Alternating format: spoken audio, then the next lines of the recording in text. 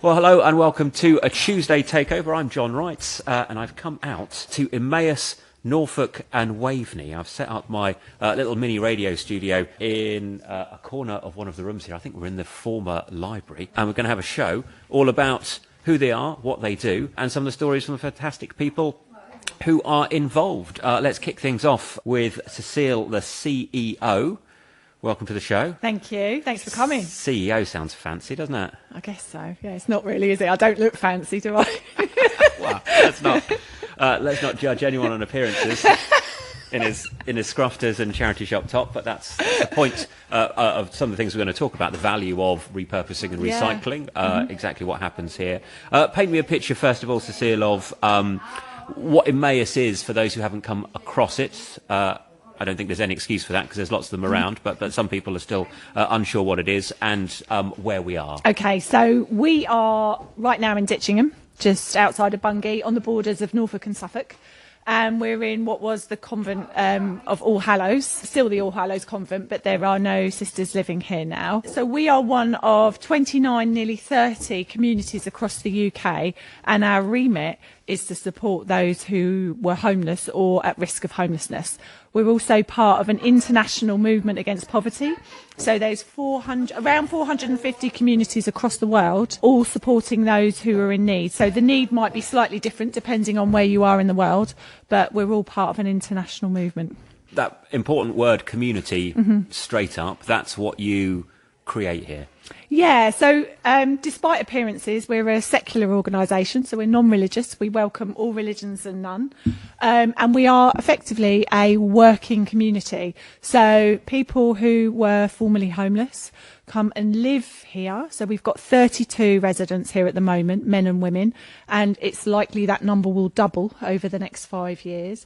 And we have a range of social enterprises which generate an income to sustain the community, but also to support people to gain new skills. So effectively, when you come in as a companion, as residents are known, you work to support yourself and others. And in exchange for that, you get a room of your own, fully furnished, bed and board. You get a living allowance every month, and you get money into a savings account. You get 20 days holiday a year, paid holiday. And you get a range of other things, for example, bespoke therapies, because a lot of people who come to us have experienced massive trauma.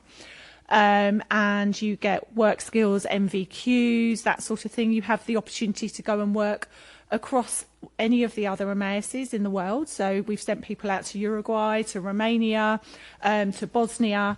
So you get the opportunity to work in other countries where the poverty and the need is slightly different, and that's quite an eye-opener.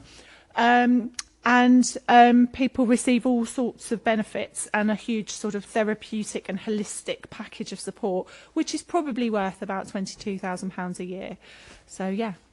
Okay, I mean, so I've been reporting on issues around homelessness and poverty and people in quite vulnerable and extreme circumstances for many, many years. It's a really complex problem, but one of the things which I understand is that people need to be in the right place on their journey to recovery, to rejoining society, to accept the help that's on offer. And anyone who's working in that environment needs to, I don't know, have an awful lot of patience, be prepared to support people when they fail, alcohol, drug addiction, mental health challenges are all, mixed up in the swirl of people, and people make bad choices.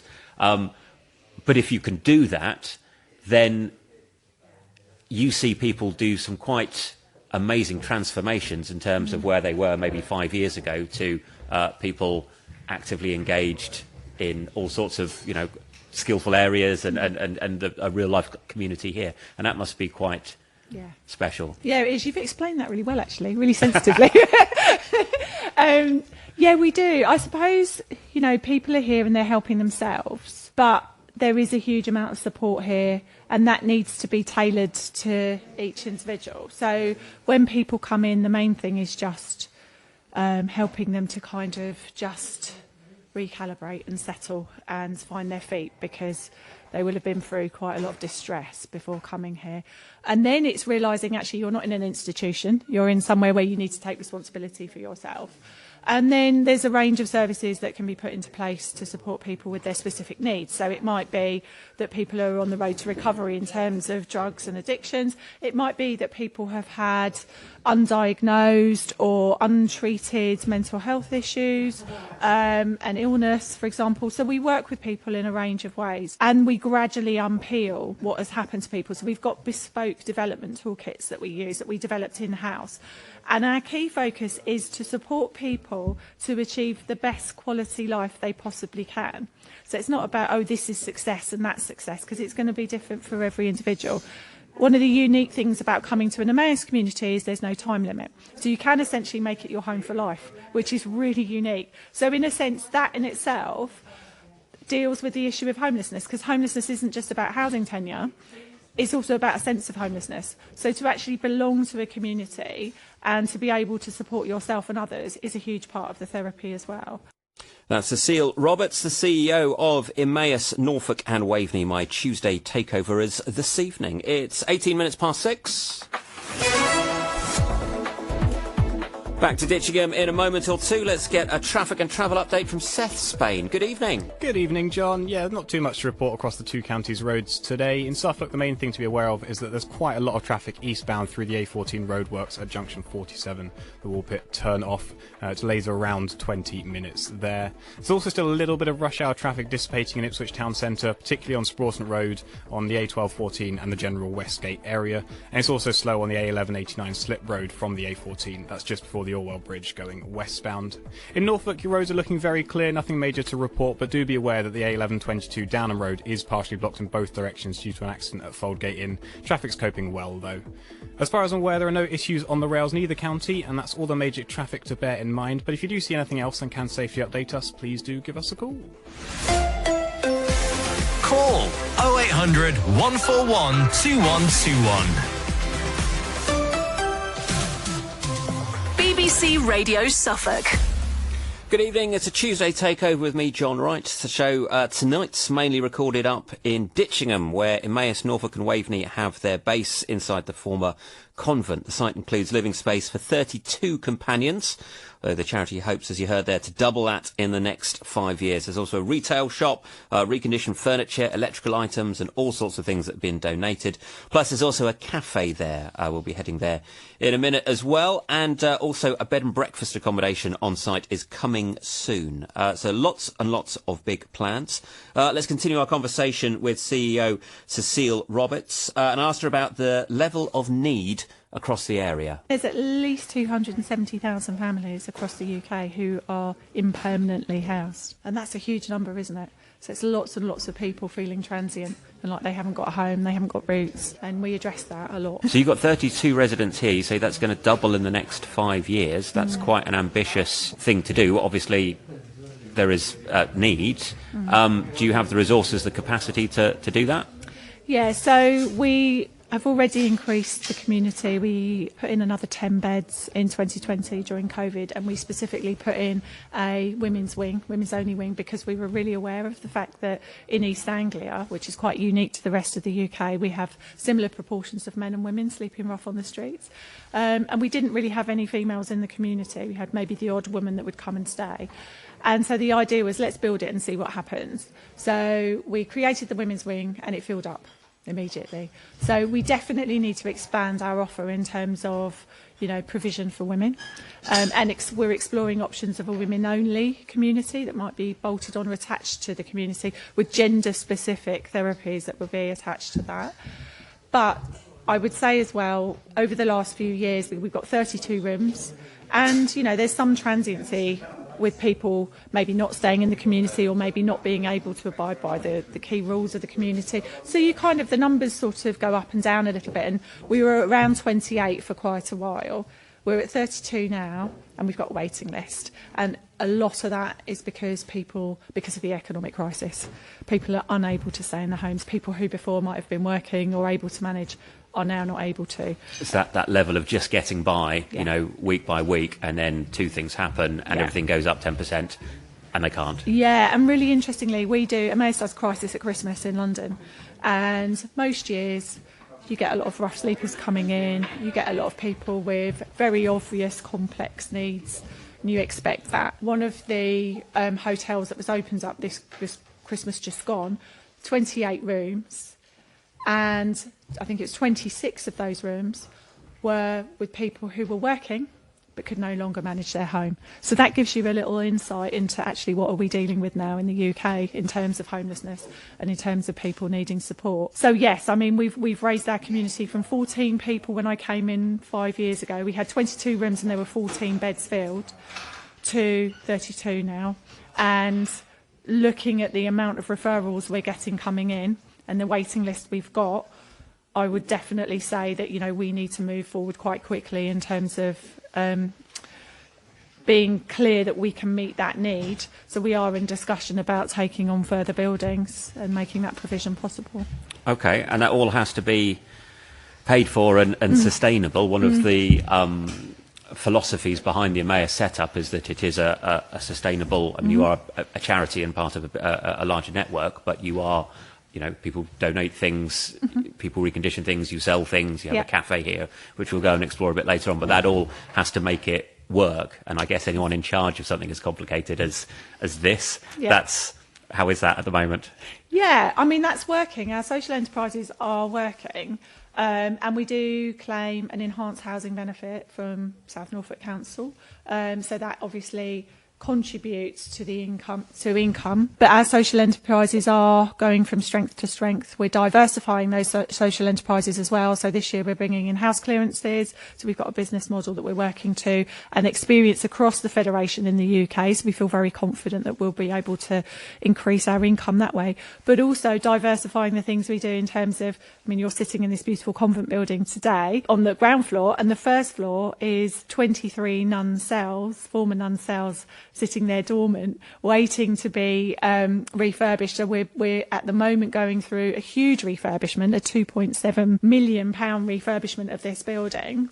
And we've raised over half the funds for that already. And we're opening up the rooms upstairs to be a very unique B&B. So not only are we preserving that heritage and making that available for the wider public and inviting people to actually come and stay, which in turn breaks down that whole stigma around homelessness, but it also generates further income for us and further skills for companions. So moving into hospitality and making the most of this amazing building that we are lucky enough to reside in. I was going to say, I mean, it is a beautiful space.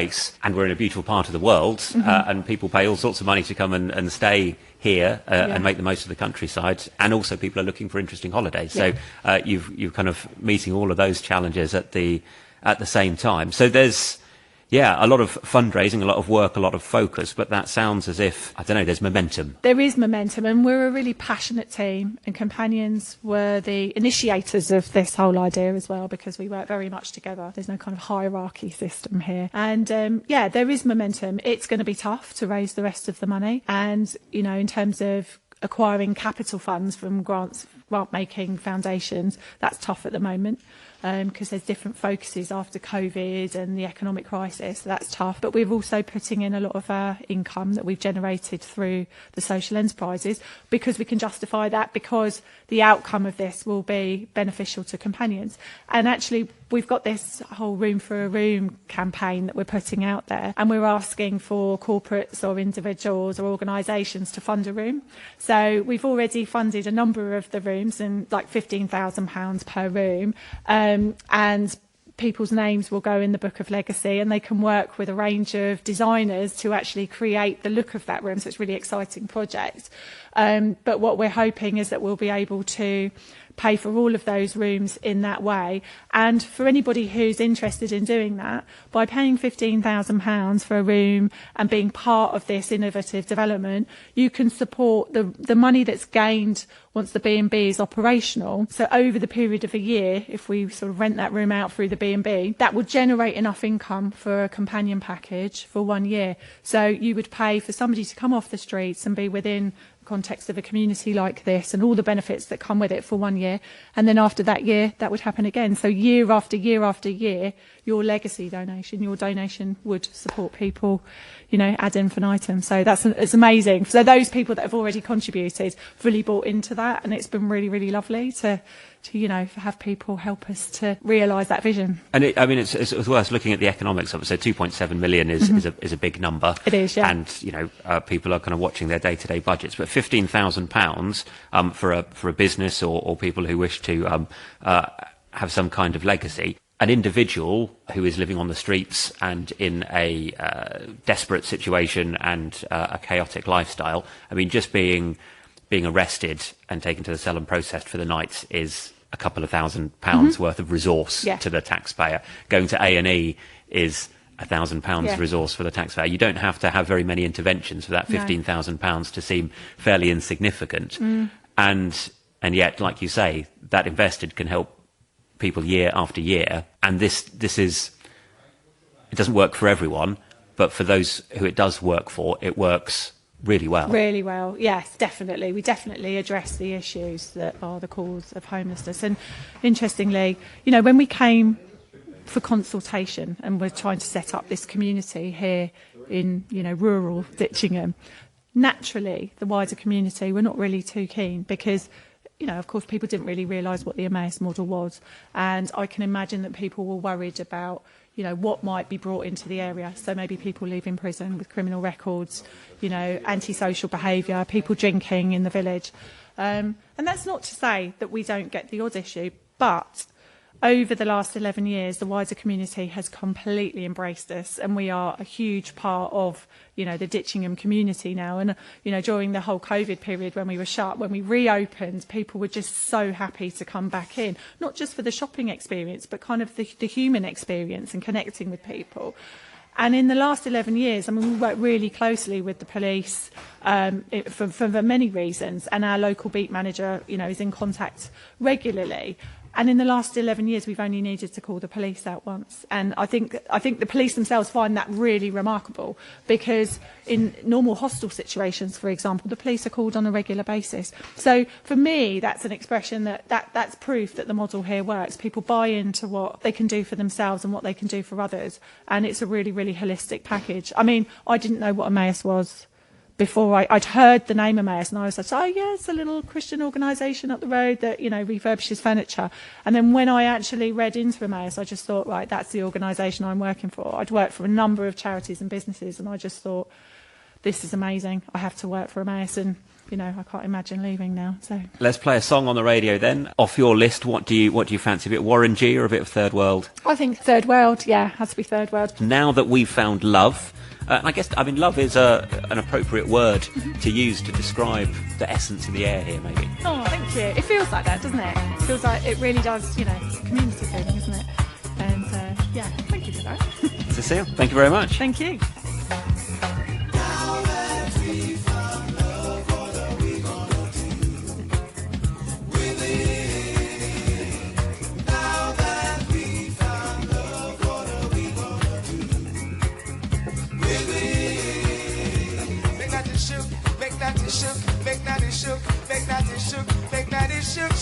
Shook all over the place. I say, come on, baby, when the music's playing, I wanna see you dance, dance.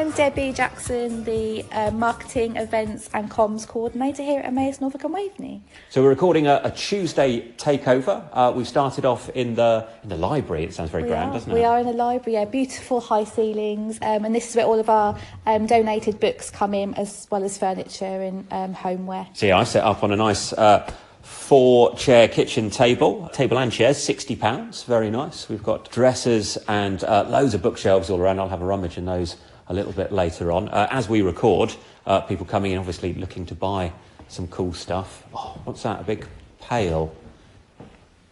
How much is that? £3?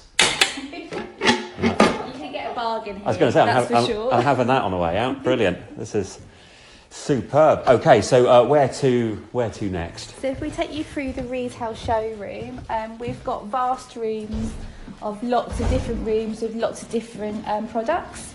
So majority of the items we sell are second-hand furniture, but we also have homeware, electricals, games, children's games. Oh wow, an electricals room. So as we kind of walk along the long corridor, I mean, presumably these were all rooms, were they, These for are nuns? all rooms that the Sisters of All Hallows used as a part of their work. So they worked with women, fallen women, homeless women. That's interesting. So the theme has continued. Yeah, so exactly. each of them off the main corridor, these little small spaces are kind of laid out. So we've got a little bit of electrical wear and some nice big tellies and a computer and some puzzles and games.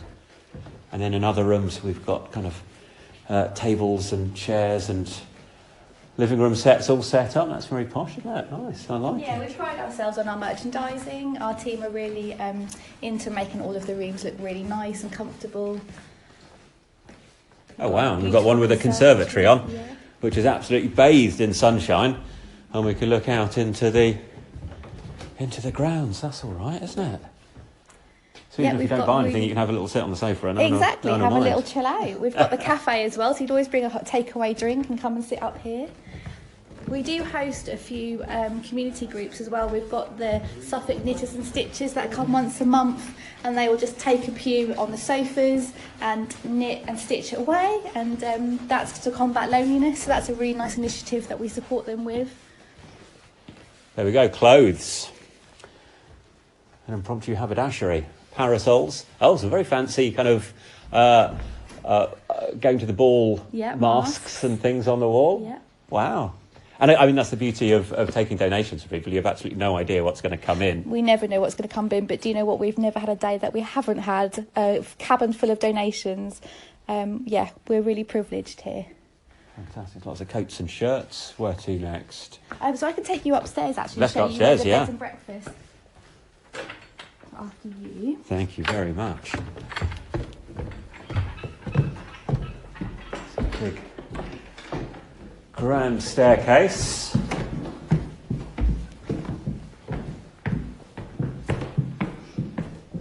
And up we go. So this used to be storage for us. So every room and every space was filled with storage. But last summer we completely had a big clear out, sold loads of things, had a big summer sale, and now we're preparing the top of the building for the bed and breakfast. Okay, so fairly in progress at the moment. Progress, yes, we were saying. So lots of floorboards. So these ones need a little bit of attention at the end there. But we've got a sink and a window. Yep, so all of the windows are being replaced. We've got to put a whole new roof on this building. We've got new joists going in. We've also got bats in our roof, so we've got to have a batman on site whilst we do the works. They're not massive rooms, No, are so they? The majority of our rooms, we've got 23 rooms, what were formerly occupied by the sisters, so they were all of the bedrooms. And the majority of the rooms will be single occupancy for the bed and breakfast, and then we've got a few doubles and family rooms that will also be... You could get bunk beds in here as well. That would be fun, wouldn't it? Yes, and then we'll have community shower, men's and ladies' shower rooms as well. Fantastic. And then down to the stairs And then down back to the retail. at the other end. So yeah, as soon as you start, dealing with bats and reconditioning roofs and stuff, your 2.whatever million is going to be spent quite easily. Yes, but that's we're really exciting. We're restoring the building. to its former glory. So that's, you know, and we're Grade 2 listed, so that's why that figure is so high.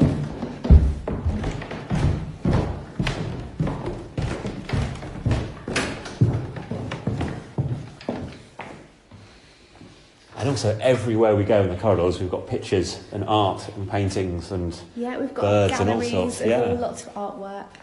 And we've got electrical rooms, so we sell second-hand fridge and freezers, dishwashers, washing machines, microwaves. And records. Yep. Oh, wow. We have plenty of records. Plenty of records. There's got to be, according to my heart, Jim Reeves. We'll have a rummage in this a little bit later on. Are these catalogued in any way, or is it complete mystery? Complete mystery. Oh, you never know. You absolutely never know with people's record collections. Nat King Cole record, I might have that. Can you remember your song choice? Oh, I went for the Pina Colada song. If you like pina coladas. That's the one. Don't ask me who sings it. Yeah. Okay. Well, let's have that on the radio as we we wander out.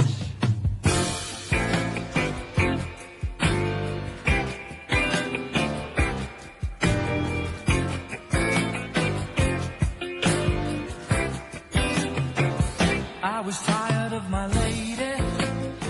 We'd been together too long. Like a worn-out recording of a favorite song. So while she lay there sleeping, I read the paper in bed. And in the personal columns, there was this letter I read.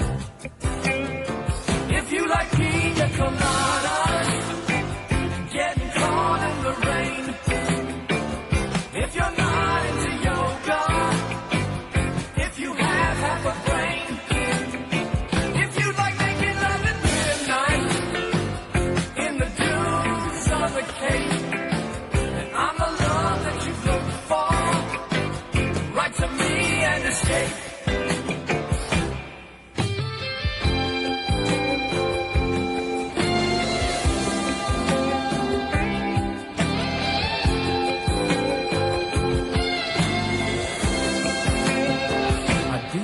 About my lady, I know that sounds kind of mean, but me and my old lady have fallen into the same old routine. So I wrote to the paper, took out a personal ad, and though I'm nobody's poet, I thought it wasn't half bad. Yes, I like pina coladas.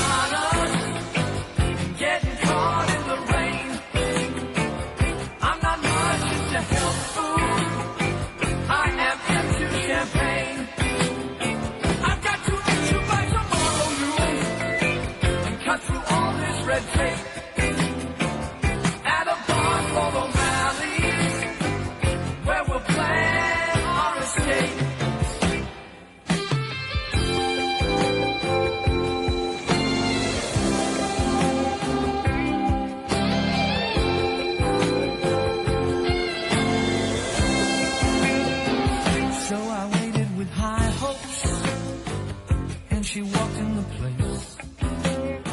I knew her smile in an instant. I knew the curve of her face. It was my own lovely lady. And she said, oh, it's you. Then we laughed for a moment. And I said, I never knew that you like pina coladas and getting caught in the rain. Of the ocean and the taste of champagne. If you like making love at midnight in the dunes of the Cape, you're the lady I look for. Come with me and escape.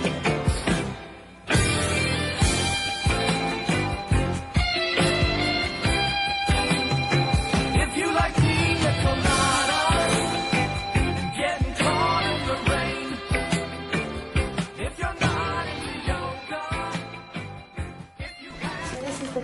side of the community. So So this is our pot wash area. So every day somebody is assigned to pot wash, which means that all of the meals and everything gets washed up throughout the day. Thank you, Matt. There's our storeroom with the radio on. Hiya. So we've got a big community dining room. So everybody comes and eats in here. So that's companions, staff, volunteers and guests. We have a chef on every single day. So today's Eamon. Eamon's cooking up lots of different salads and jacket potatoes. And then every day we all eat together. And in the evenings, companions all eat together as well. That's a really big part of the community.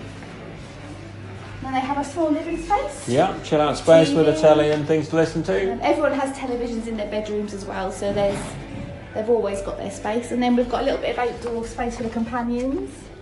There we go, with some chickens. Oh yeah, you're right. Look at that. Hi chickens. This space is companion space, but then it's also going to be divided up, and it will be landscaped for the bed and breakfast and for the general public as well. Fantastic. Hi chickens. So our chickens got let out this week. Yeah. And they're much happier. Animals are always quiet on the radio, but there we go. We do have chickens here. Go on, make a noise. Make a noise. Hello, I'm Dave. We're sitting in the garden, the back garden of Emmaus House, which is very nice and calm and chilled and peaceful. And you've just moved in today? Yeah, I just moved in today. I've been here, I've done 3 or 4 overnighters on a Wednesday night till Thursdays. Then I've gone back to where I was in Norwich. And now I've literally just moved in this morning for, well, permanently, I hope. How does that feel? Very good. Very good. After what I've just been through, yeah. I've just come out of a long prison sentence and I just needed a fresh start, clean, away from London, and this is ideal for me, I think. So, yeah, just a fresh start. The physical surroundings here are beautiful. We can hear a little bird song. Got some quiet chickens skulking around. Very quiet at the moment. But there we go. But it's the people here. I guess you're probably... Yeah, everyone's been friendly. Everyone's sort of nice. I've not had any problems at all whilst I've been here over on the overnighters. You know, obviously there's been curiosity about, you know, where'd you come from, what you know, and I've just sort of been honest and told people, you know, what they need to know, basically. Not gone into any detail. And yeah, it's I'm quite looking forward to this chilled, relaxed. Being a Buddhist, I need to be in a non-hectic, like it is in London. It's just a million miles an hour all the time. And this is more laid back for me. I can meditate peacefully and I know where to go from leaving jail. Thankfully, the chaplain at Ford Jail, where I was, got me in touch with Emmaus and I got accepted, thankfully. So, yeah, drugs and alcohol have been a problem in the past. And I just think now complete abstinence from that is the way to go. I've been 15 years dry. And I know I can stay dry because I've survived that 15 years clean. So why can't I do the next however long it takes until I pop my clogs or whatever, you know, stay clean, yeah. And so you can do that here with support and a positive environment and a sense of place, a sense of permanency. Yeah, the staff are very supportive here, I've found so far. I've not had, you know, anyone sort of try and rebuff me or you know, say, oh, I haven't got the time at the moment. They've all been very sort of forthcoming. If I've had a problem in any sort of way or anything I've been curious about, they've been quite eager to help and answer my questions. So I guess for you to end up here and for you to be on a successful path, you've had to... People have had to have trust in you. Yeah, which is a good thing. You know, you need that. But it's very easy not to trust people, isn't it? Oh, yeah. I mean, because I've been surrounded for so many years with other criminals, I suppose, they're all out to get what they can from you. And here you don't get that at all. You know, it's not, you don't get that impression at all from anyone. Residents, staff, you know, there's no hidden agendas where there is in jail. And I like that, yeah. Well, I'll leave you to your cup of tea and the sunshine. Cup of coffee and the sunshine. Thank you. Can we play a song on the radio? Yeah, Dazed and Confused by Led Zeppelin. No sooner said than done. Thank you very much. Cheers.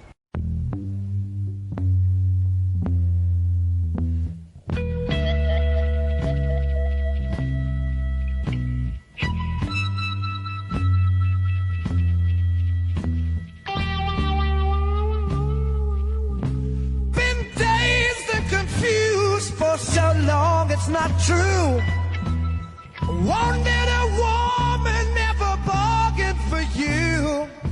Lots of people talking, few of them know. Soul of a woman was created below.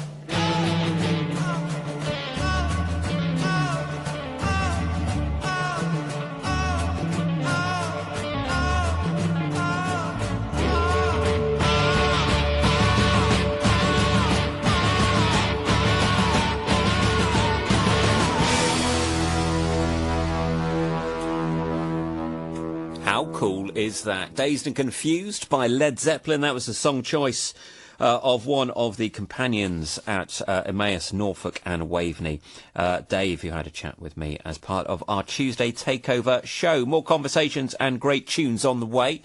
I don't think in the end I could get the chickens to make a satisfactory noise, but they were there, just, you know, for your descriptive scenic backdrop to that. Right, 5 to 7. I was going to make a terrible chicken pun there, but I'm going to show restraint, Seth, and not do that. I think that's best. Yeah, how many chickens were there? There was like about 7. And you couldn't get a sound from any of them? No. Can't get the talent, can you? Maybe if I plucked up more courage. Boo. See, there we go. Right, travel. Thanks, John. Yeah, there's not too much to report across either county's roads this evening. In Suffolk, the main thing to be aware of is that there's still traffic eastbound through the A14 roadworks at junction 47. That's the Woolpit turnoff. Around 15 minutes delay there. In Ipswich, there's still also a little bit of traffic on Sproughton Road in the general Westgate area. Delays up to about 10 minutes. In Norfolk, the roads are looking very, very clear. Nothing major to report. And that earlier accident on the A1122 Downham Road has now been cleared. The road is fully reopened.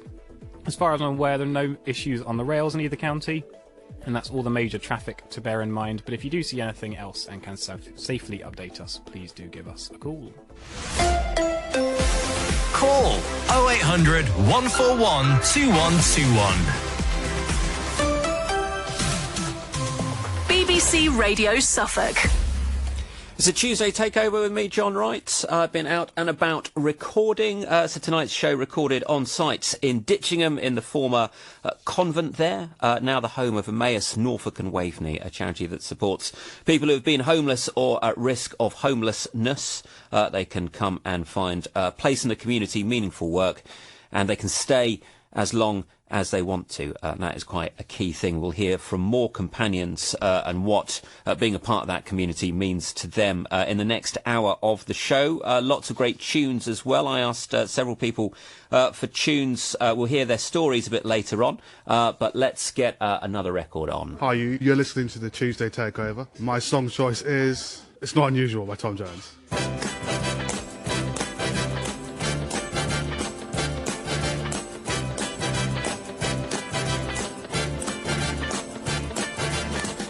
It's not unusual to be loved by anyone. It's not unusual to have fun with anyone. But when I see you hanging about with anyone, it's not unusual to see me cry.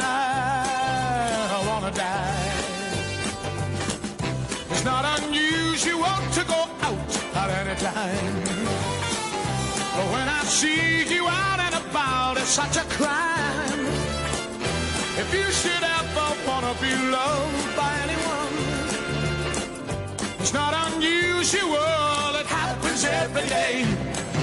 No matter what you say, you'll find it happens all the time. Love will never do what you wanna do. Why can't this crazy love be more?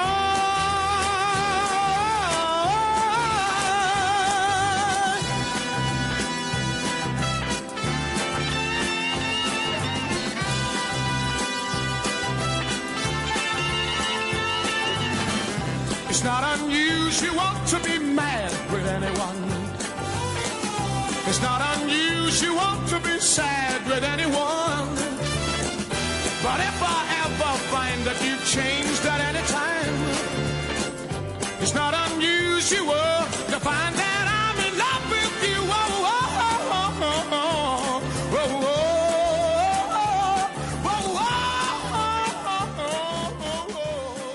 Tom Jones, it's not unusual on the Tuesday Takeover. Thank you very much for your company. It's Jon Wright here with you through until 10 o'clock. Another hour of takeoverness from the team at Waveney, at Emmaus Norfolk and Waveney. Then later on we will be showing and telling and also playing brand new music courtesy of our BBC Music introducing teams in Norfolk and Suffolk. Each week they select a track to be our record of the week. We play it each night on the evening shows across the week, and they are always absolutely superb. That is all on the way.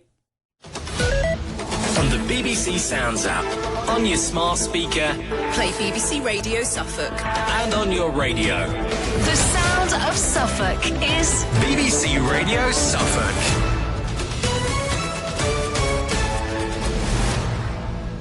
With the BBC News at 7 o'clock, this is Stephen Davis. The National Farmers Union has described the Prime Minister's first food security meeting at Downing Street as very positive. It brought together supermarket executives, producers and manufacturers. Customers have faced shortages of items, including fruit and vegetables, in recent months, but the NFU said retailers were doing what they could to offer a wide variety of British food. The government says 45,000 visas will be available again next year for the fruit picking season. The Prime Minister Rishi Sunak explained why that total was the right amount. We haven't full 45,000 allocation of seasonal agricultural worker visas for last year anyway. So I think actually not only because people will have the certainty of the numbers, but they also have that information now so that they can plan in advance. That's something that the farming community said to us they wanted. I'm pleased again we could deliver on that. The General Secretary of the Royal College of Nursing, Pat Cullen, has used her speech at the union's annual Congress to urge members to vote in the upcoming ballot on further strike action in England. The RCN has rejected the government's pay offer, which was accepted by a number of other health unions. Ms Cullen told the Congress in Brighton that if the RCN secured a mandate for strikes, the government would be forced to make concessions. Our health correspondent Nick Triggle has the latest. Pat Cullen urged members to get out and vote, and that's because for the vote to count, for the strike mandate to count, they have to get over half of their members taking part and then more than half of those voting for strike action. They're running a national ballot, so potentially nurses could be walking out across the NHS in England. Average petrol prices have fallen below 145 pence per litre for the first time in 18 months. The figure is based on analysis of forecourts across the UK. Diesel is also the cheapest since February last year. The Office for National Statistics says employment figures showing job vacancies at their lowest level since 2021 reflect the economic uncertainty across industries. The data also shows a record number of people out of work due to illness, which the ONS says is above 2.5 million. Sarah from Sheffield has been off work for 6 months. I've been chronically ill around the age of 15. I'm now 42. And a lot of that was managed really well before the pandemic. Since the pandemic hit, obviously things slowed down. Rather than waiting maybe 6 months for an intervention to help with my chronic pain, sometimes I might still be waiting for something now, 3 years on. And journalists working for BBC's local radio stations are to hold a 48-hour strike next month. The walkout is in protest at plans to make local radio stations share more regional programming. The union's also voting in a ballot of no confidence in the local radio's senior leadership team. It's 7 minutes. The Tuesday Takeover. The sound of Suffolk. and all the music you love. BBC Radio Suffolk. Good evening, it's John here with a Tuesday Takeover. Tonight's show is recorded on site at Emmaus Norfolk and Waveney at their base in Ditchingham in the former convent. You listen to the Tuesday Takeover. My name's Eamon and my song is Loose Ends Hanging on a String.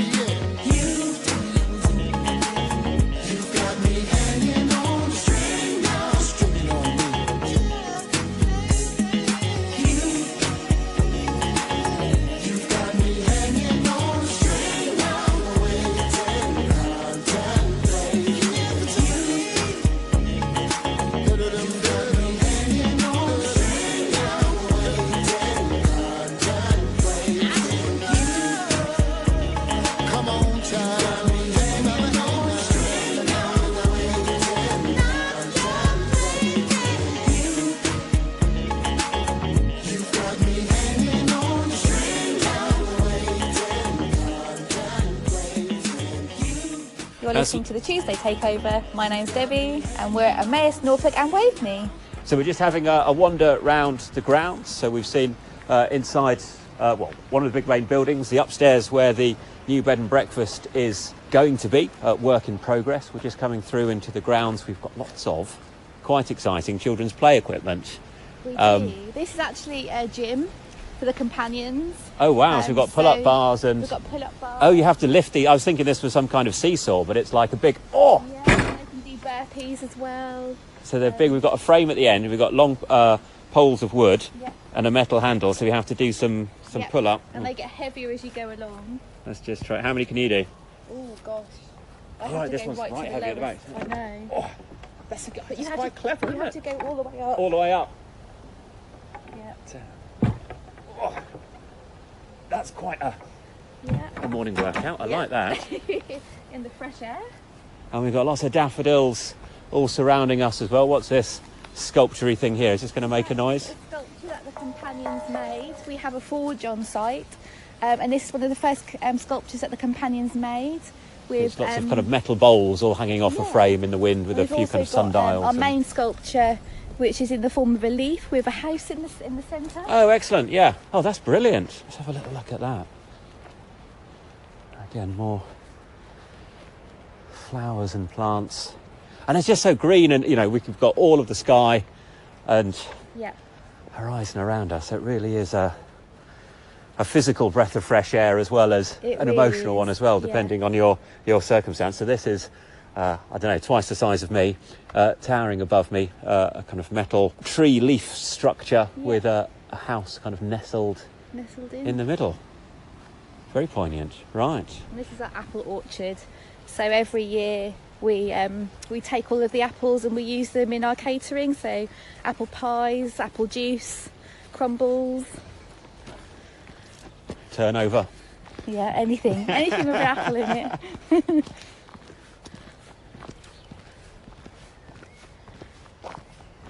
See, the bird song is louder than the chickens were. Yes. I'm going to hold it against those chickens. Oh, but, yeah. Well, they've only just come out of lockdown. So. This is true. Yes. And they're not used to media interviews, so that's fair enough. Why do you like working here then? Emmaus, to me, we're a massive family. And the fact that I come to work and I go back home and I know I've done a really good job and I'm working directly with the people we're supporting. Hiya, you're right. And that's what's really important to me. We are a massive family. The staff team, we do everything we possibly can to make companions' lives easier because they've had awful traumatic experiences. And, what we do provides them with security in a home. So we've just come down to the cafe, lots of nice people having their cups of tea and coffee, and is that some nice soup there as well? Yeah, very good. Nice. Hello, little person. Vanda. Hi. We're just recording a show for the radio. Oh, very nice. Would you be happy to have a chat in a minute? Yeah. Excellent, cool. We'll come back out. Brilliant. Hello. So we're in the cafe. You're right. You're right. So our cafe, everything's made on site. Companions do all of the baking, and we have our catering manager Sue, who's happy to have a little chat as well. Brilliant. So we've got sausage rolls, we've got homemade cheese and ham quiches, carrot cake, chocolate fudge cake. Our famous cheese scone. And your famous cheese, I'd say scone, but scone. Let's not get into that. There we go. Can we duck through into the kitchen? Is that all right? Hello, I'm Sue. I'm the cafe and catering manager for Emmaus Norfolk and Waveney, and we're currently in my cafe kitchen. So we've got people hard at work. We've got, what's that on the baking trays that have just come out? On the baking trays, we've got some beautiful homemade shortbreads, all our lovely cakes and bakes that we provide, all homemade freshly every day. Gorgeous scones. Our cheese scones are incredibly popular and really, really famous. Fruit scones, lemon drizzle, carrot cake, the list is endless. Okay, so we've got presumably orders coming in, quite a few people out there in the tables and chairs waiting for their service. Tell me about the value of having this as one of the offers that Emmaus has here. The opportunity of working in this cafe is amazing for companions. It's obviously baking cakes, everything homemade, new skills, kitchen management skills, service to the public, all general hospitality skills. It's not just baking a cake, it's about being around customers, being around the public, working together as a team, and achieving great bakes along the way. Excellent. So yeah, lots of skills, and some people may wish to go on and look for work within this as an industry, or those might be skills that you need to go on and do something completely different. Absolutely. It's also life skills. This is teaching people to run a kitchen. This is a commercial kitchen, but outside, moving forward, your own kitchen, your own budgets, learning to make things, just a general life skill. What was your journey to end up here?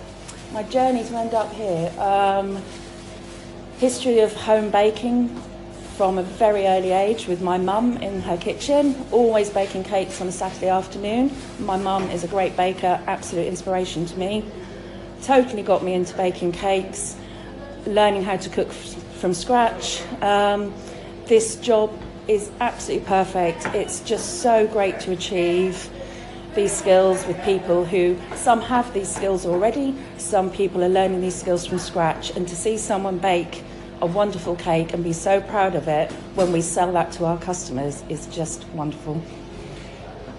It's one of the things, I mean, you know, like gardening or anything creative where you get a tangible result for the effort you put in. You know, you concentrate, you put it in the oven, it comes out, it's nice, you see people enjoying it. And so much of our life, we don't get that kind of immediate sense of achievement in much of what we do.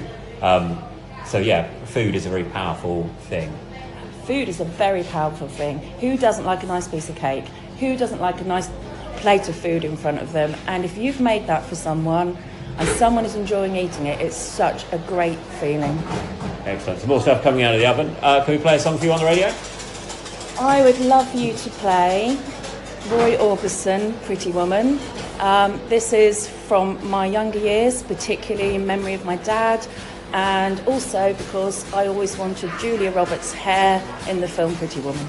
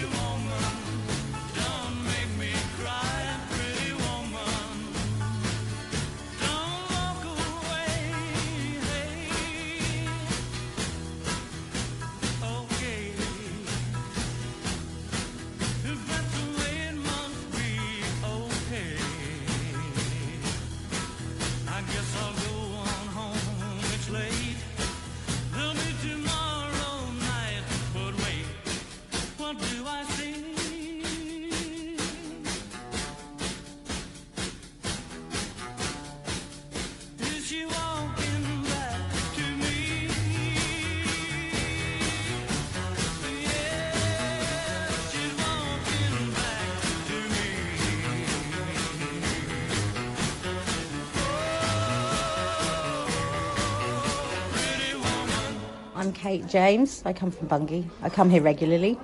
I like to support the charity. Cafe's superb, as you probably sampled already. Yeah, the food is really good value, and obviously the people working in it are getting experience, which will hopefully get them a future in, in work. Yeah, I mean, it's a fantastic charity, isn't it, really? So I support it in any way possible. So buy furniture, buy little bric and brac, bought Christmas presents here. Okay, yeah. So, yeah, a bit of everything, really. It's a lovely day, it's a lovely setting, and beautiful old building. So, yeah.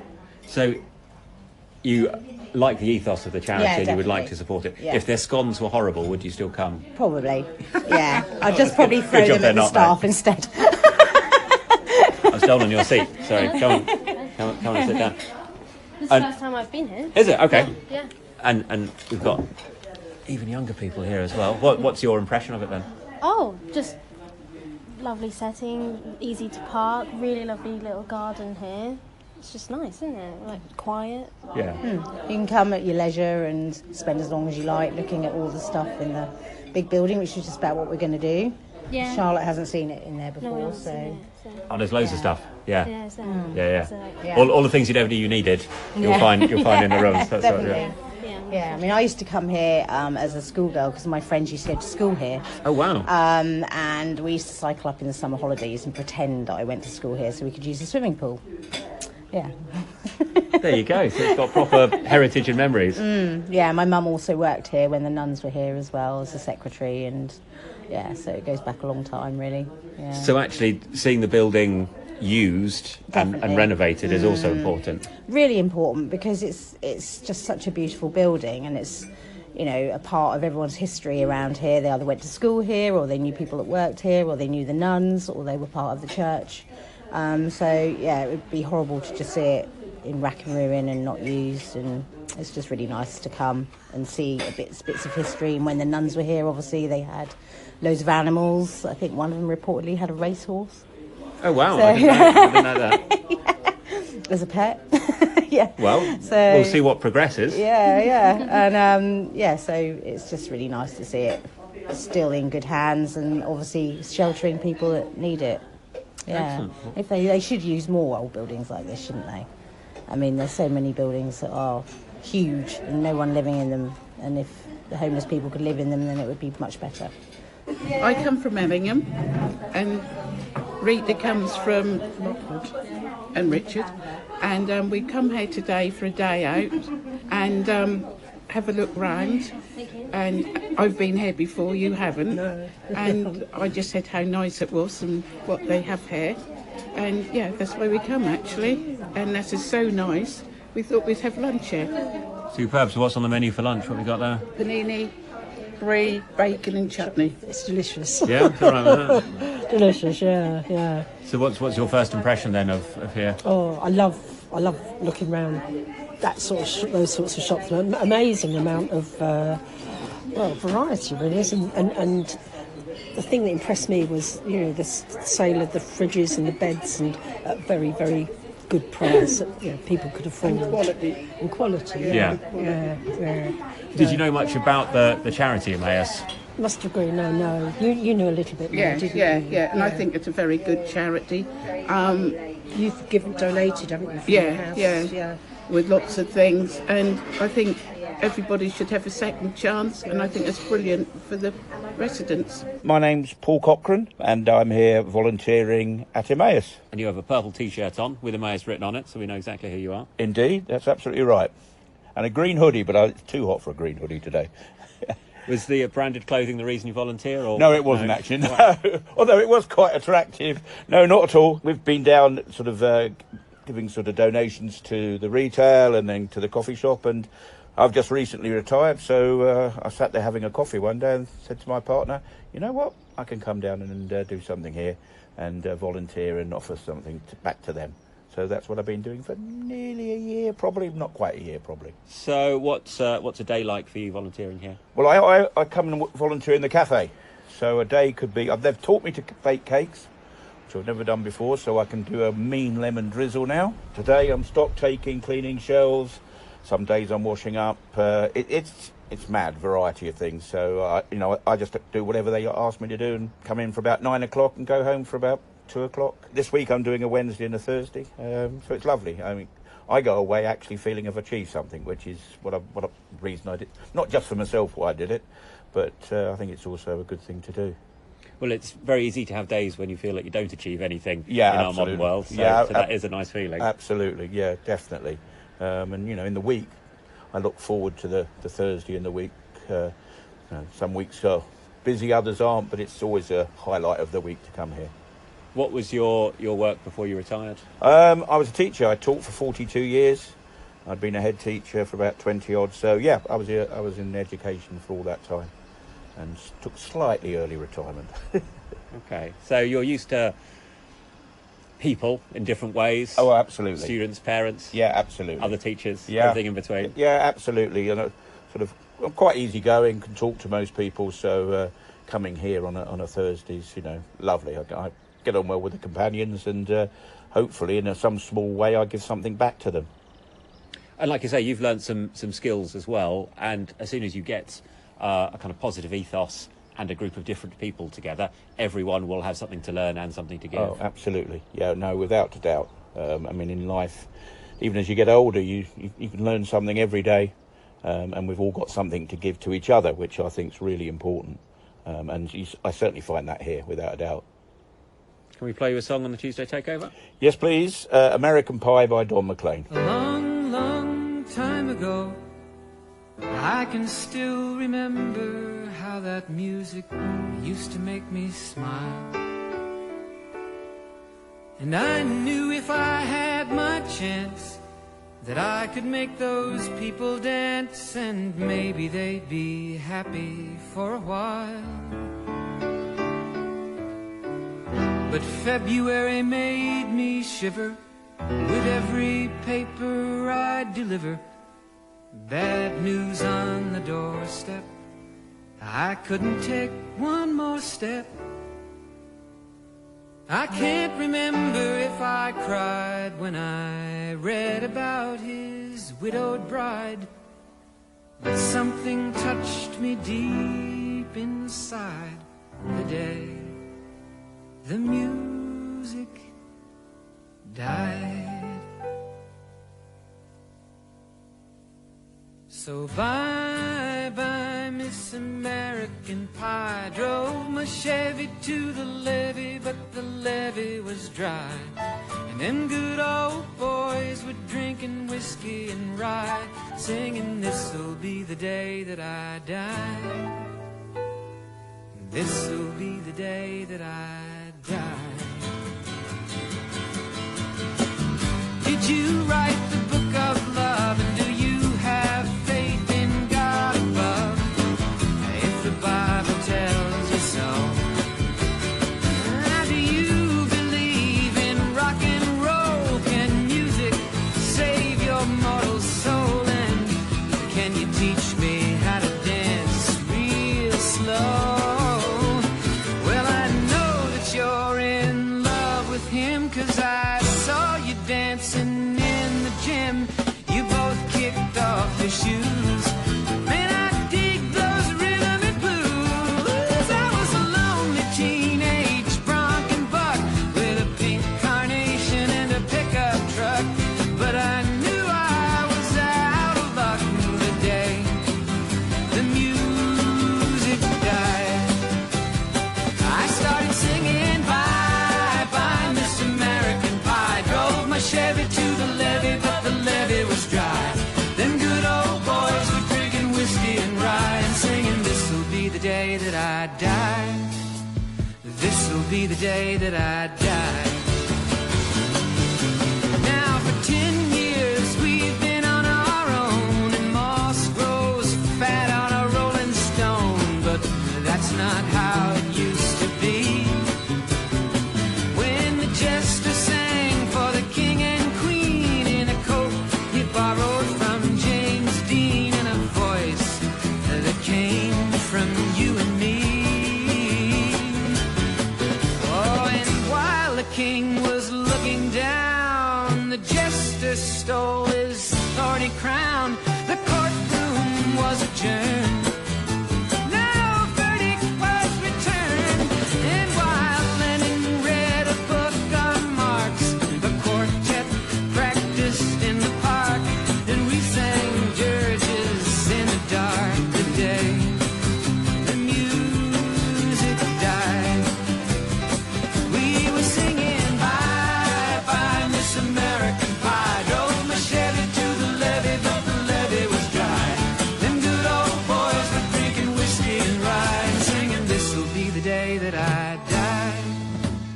This'll be the day that I die. Good evening, you're listening to the Tuesday Takeover, recorded at Emmaus Norfolk Waveney. My name is Peter. Hi, Peter. How you doing? You all right? Yeah, I'm doing all right. Tell me a bit about your journey to Emmaus, Peter. Well, I've been here since November last year. I had a spell at Priory Hospital in Attleborough, where I tried to take my own life. I was there for about a month, and then I was looking for somewhere to stay after they had diagnosed my condition and everything. And my sister and partner found Emmaus, and I haven't looked back. Okay, so that sounds obviously in a very distressing set of circumstances for you and your family. How did it feel moving in here? It's quite different. The work that I've done, it's been quite isolating, because I used to work as a healthcare assistant. I used to work as a live-in carer, so I used to spend a lot of time on my own. So being amongst people, I had to adjust to that. And, so have you adjusted? Is it all right now? I think so. Yeah. It still presents problems, but you have to just adjust to the situation. Tell me about a typical day here, if there is one. What's life like for you at the moment? I'm on medication that makes me sleep quite a bit, so I take my medication around about 7:30, and I get up at about 7 in the morning. I come down and eat breakfast at there's like a community dining room where we have our meals, and then what happens is we get allocated different job roles, what we do during the day. And at a meeting, you don't know what you're going to be doing. So it could be anything from being on a delivery van. It could be working in the Norwich shop. It could be working behind the till here at, in the main shop. So after the meeting, after you've known what you're going to do, that's your role for the day. The day finishes at about 4:30. After that, we have another meeting where we just have like a conclusion or a roundup. Everybody finds out what the takings have been for the day. And then we have the main meal of the day is at about 5:30. And that's done by the chef Eamon, and it's one of the main pulling points of the home here, because the food is really good.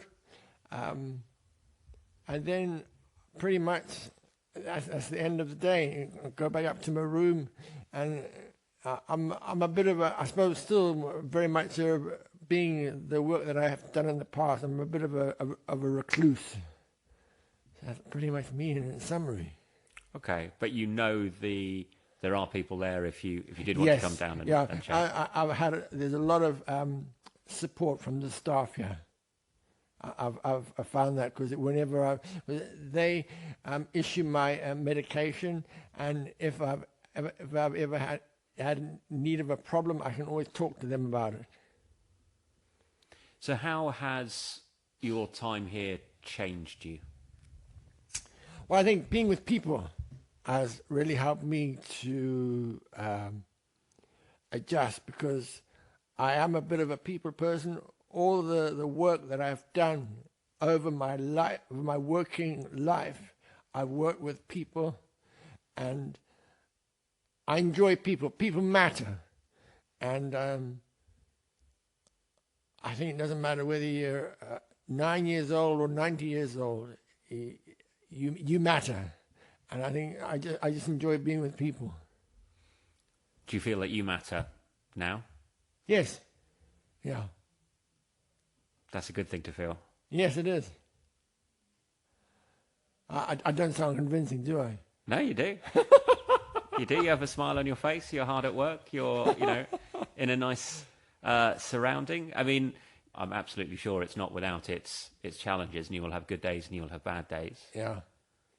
I think because I still often replay what has happened in the past and why I did it, and I've had a lot of help from a mental health support team and a lot of help from the staff here. I wonder why I'm still here, and obviously I'm here for a reason, because I'm at Emmaus, and that's why I'm here. Yeah, and part of the team, and you don't know going forward all the impacts that you have on everyone else. People come here exactly like you did in quite vulnerable states. People leave hopefully to go off on new adventures, having kind of regained a bit of themselves, a bit of their place in the world. Yeah, that's right. So of all the ways of dealing with people, that sounds harsh, doesn't it? How does this sit in the kind of scheme of things of approaches? Because obviously it's not for everyone, and this takes quite a lot of resource and effort in some senses, but then also it is demonstrably quite sustainable and has a huge impact on those people it works for. Yeah. I think as far as helping people, especially vulnerable people, I think it really works wonders, because there's such a support system here, and you get a lot of outside help as well. I think that's one of the main pulling points of Emmaus. Can I play you a song on the radio? Yes, please. What would you like? The Gambler by Kenny Rogers. On the Tuesday Takeover. Peter, thank you very much. Thank you very much. On a warm summer's evening, on a train bound for nowhere, I met up with a gambler. We were both too tired to sleep, so we took turns of staring out the window at the darkness till boredom overtook us, and he began to speak. He said, "Son, I've made a life out of reading people's faces and knowing what the cards were by the way they held their eyes. So if you don't mind my saying, I can see you're out of aces. For a taste of your whiskey, I'll give you some advice." So I handed him my bottle, and he drank down my last swallow. Then he bummed a cigarette and asked me for a light, and the night got deathly quiet, and his face lost all expression. Said, "If you're gonna play the game, boy, you gotta learn to play it right. You got to know when to hold up, know when to fold up, know when to walk away, and know when to run. You never count your money. When you're sitting at the table, there'll be time enough for counting when the dealing's done."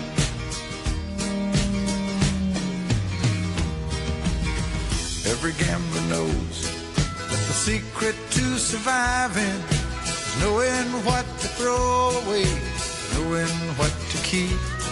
'Cause every hand's a winner and every hand's a loser, and the best that you can hope for is to die in your sleep.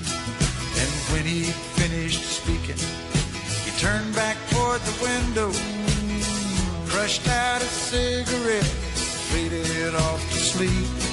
And somewhere in the darkness, the gambler, he broke even. But in his final words, I found an ace that I could keep. You got to know when to hold up, know when to fold up, know when to walk away, and know when to run. You never count your money. When you're sitting at the table, there'll be time enough for counting when the dealing's done. You got to know when to hold up, when to hold up, know when to fold up, know when to walk away, and know when to run. You never count your money when When you're sitting at the table, there'll be time enough for counting. But when the dealing's done, you got to know when to hold up, know when to fold up, know when to walk away, and know when to run. You never count your money. When you're sitting at the table, there'll be time enough for counting when the deal's done. You're listening to the Tuesday Takeover, and my song is Long, Long Time, Linda Ronstadt.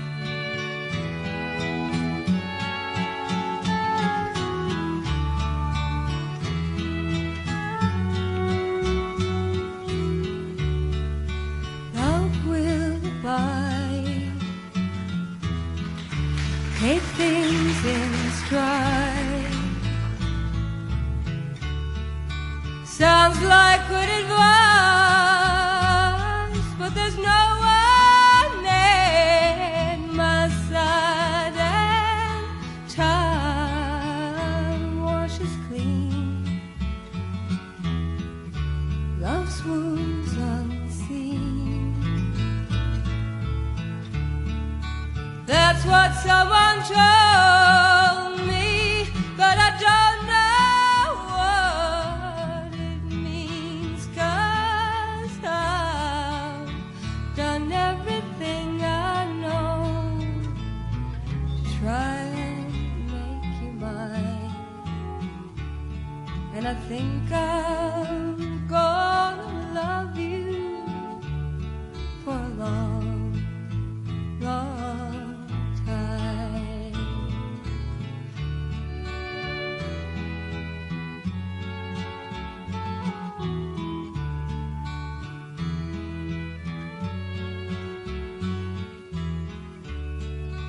Caught in my fears, linking back the tears. I can't say you hurt me when you never let me near, and I never drew one response from you. All the while you fell all over girls you never knew, 'cause I've done everything I know to try and make you mine. And I think it's gonna hurt me for a long, long time.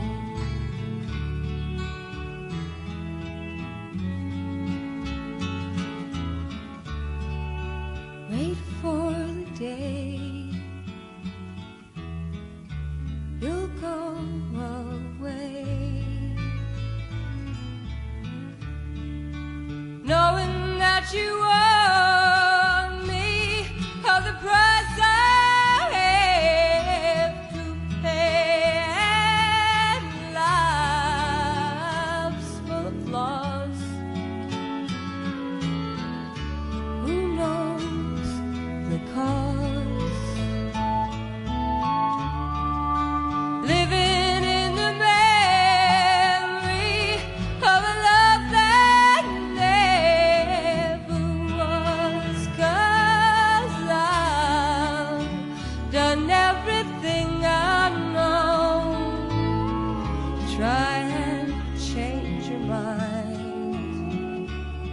And I think I'm gonna miss you for a long, long time, 'cause I've done everything I know to try and make you mine. I think I'm gonna love you for a long, long time.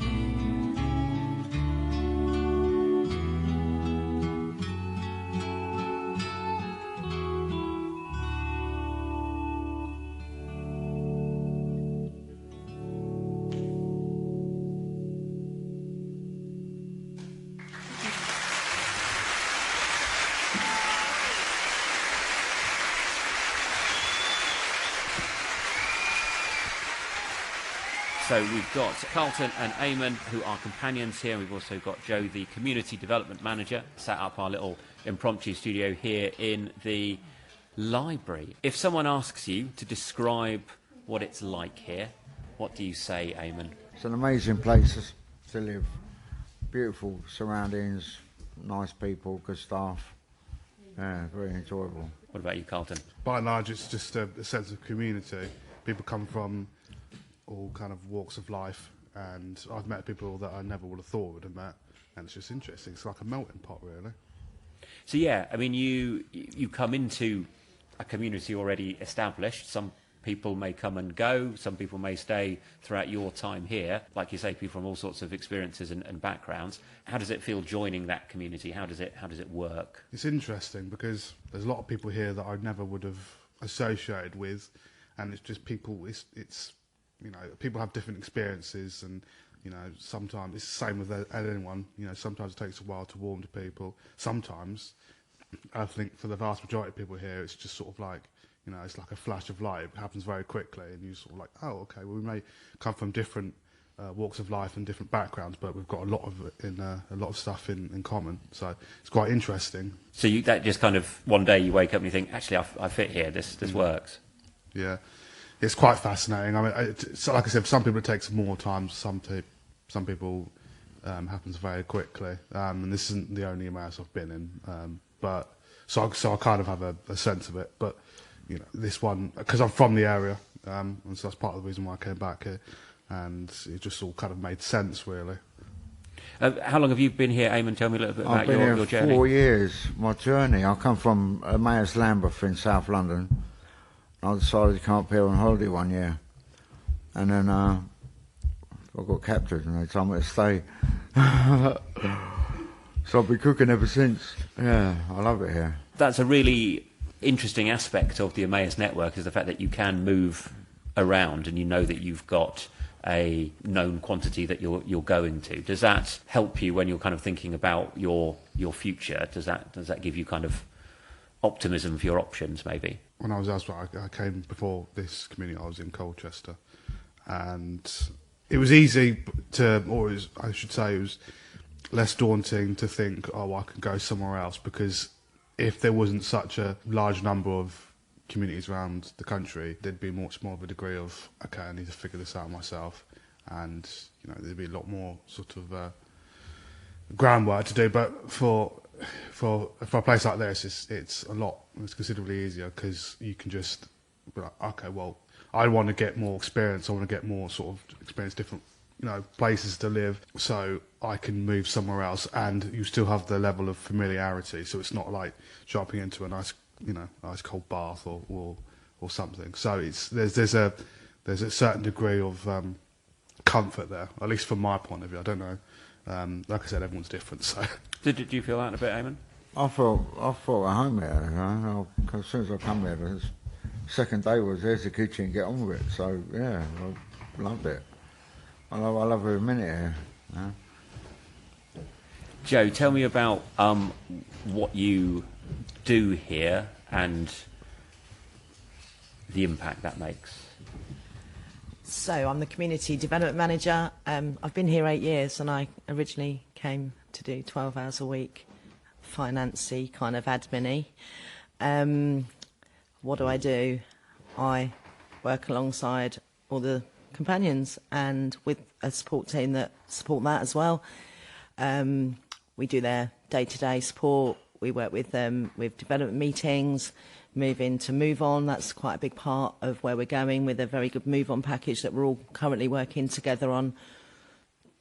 Partly just literally day-to-day, 24/7 companion stuff for me. Companion stuff. What's she like? Oh, Joe is a multifaceted human being. I think I remember having a conversation, and I was saying, with Joe specifically, and I was saying, you know, life is a bit like a puzzle, and it's sort of like you've got the box and you sort of dump it out, and some of the pieces already stuck together, so it's easy. and then you have to you're looking through, as you go through life, you're looking through the box and finding pieces, and then as you find bits that fit, you can see the bigger picture, and it's easier to find the ones that fit. And when you're happy in your life, you've got a big puzzle, and you don't know what it looks like because you've only started with a small piece, but now it looks big. And I think, you know, Joe specifically for me is I don't know. It's hard to explain because I think from my point of view, it's very, you know, you don't expect to, you know, because when you first move into, especially when you move into Emmaus in general, but even when you're moving into a new community, you kind of don't expect, or you don't know how well you're going to mesh with people, and it's just it's you know, it's an interesting part of life that sometimes you just, you know, sometimes you might expect to get along with someone and it might not be as simple, but sometimes, you know, you meet people and it's just very easy, you're on the same wavelength.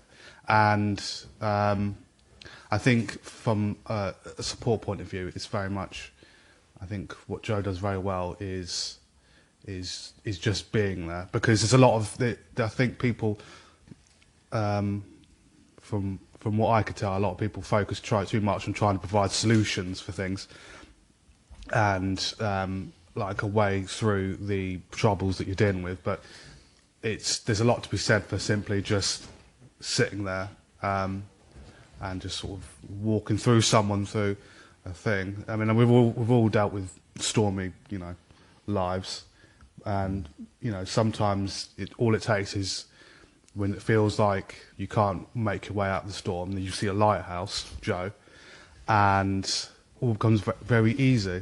How does that feel, Joe? If I could just wipe the tears, thank you.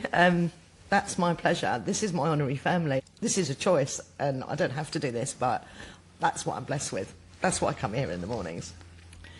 With tears, sorry. With tears. No, that's good. And one of the things that when people find themselves in a difficult set of circumstances, they don't have very many options, the world is harsh, it's a necessary thing to kind of protect yourself to become hard to the world, and you might have to do things that you're not proud of in order to get by day to day. You might have to become, you know, routinely untruthful to navigate your way through the system. There's all sorts of things that happen to you as you go through that, and undoing that is quite a difficult process to trust people, but also to let people like you, to let people love you is a hard thing when you've had to enamour yourself like that.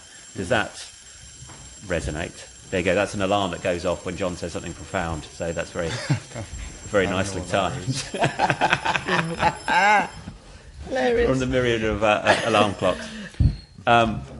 Does that so people come in and it does take time to re-navigate yourself? I feel like sometimes it feels a bit like Emmaus, not just Emmaus, but like I said, I can only speak from my experience. Sometimes Emmaus feels a bit like a social experiment, because you take people from all over, you know, from all over. You're like, I wonder how this is gonna pan out, and I think people kind of underestimate how much they have in common with each other. Because I have stuff in common with Eamon. He's from London. I'm not from London. There's loads of people around here from all parts of the country and all kind of backgrounds and socio-economic stuff and cultural stuff.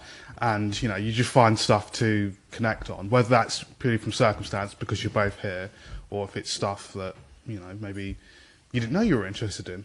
So I think it teaches you very much to be sort of compassionate and sort of accepting person, because if you can do that yourself, then you kind of see the benefit. Because if you're welcoming and accepting to people, then other people will be, and that's what makes life easier.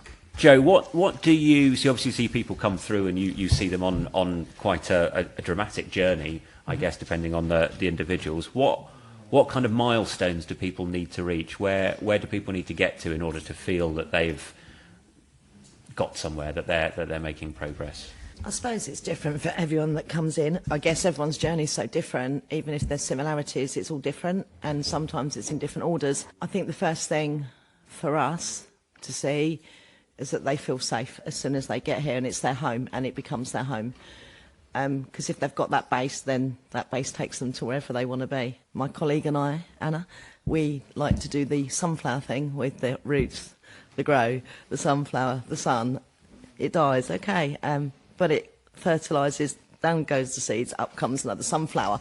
It's the only way it works, and I think for me the most important bit is they feel loved, they feel cared for, they've got a safe place, it's their home, and they can stay as long as they like and do what they need to do. So in that kind of foundation, I mean, that's like Maslow's hierarchy of needs in education. Yeah. You need the base to feel safe before you can do anything on top of that.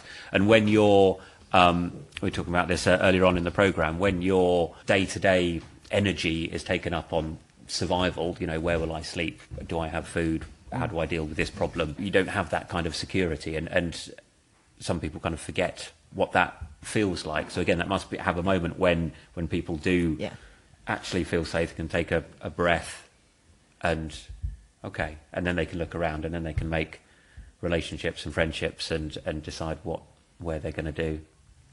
Yeah, well, I suffer with my mental health, and I have little dips every now and again, but this is the best place for me. These staff are just amazing, you know. They bring me through it, and they sort me out, basically, you know, so I just can't thank them enough. What would you say to yourselves 5 years ago, 10 years ago, maybe when things weren't quite as positive? Well, I know at the time I felt, you know, when I never had to deal specifically with being street homeless, it was very much just sort of sofa surfing. But that whole sort of thing is it's a singularly miserable existence.